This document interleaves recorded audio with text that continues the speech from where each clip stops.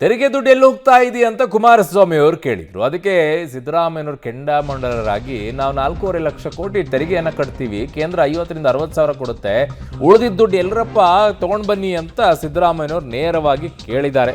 ವರ್ಷಕ್ಕೆ ನಾವು 4.5 ಲಕ್ಷ ಕೋಟಿ ತೆರಿಗೆ ಕಟ್ತಾ ಇದ್ದೀವಿ, ಆದರೆ ವಾಪಸ್ ನಮಗೆ ಕೊಡೋದು 59ರಿಂದ 60 ಸಾವಿರ ಕೋಟಿ ಅಷ್ಟೇ.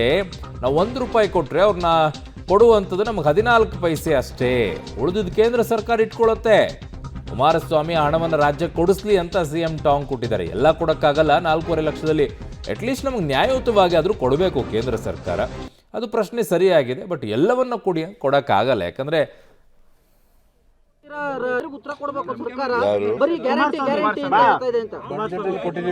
ಕುಮಾರಸ್ವಾಮಿ ಇರುವಾಗ ಕೊಟ್ಟಿದ್ರ ಗ್ಯಾರಂಟಿ ಯೋಜನೆಗಳನ್ನ ಕೊಟ್ಟಿದ್ರೇನ್ರಿ? ಮತ್ತೆ ಕುಮಾರಸ್ವಾಮಿಗೆ ಯಾವ ನೈತಿಕ ಹಕ್ಕಿದೆ ಮಾತಾಡಕ್ಕೆ?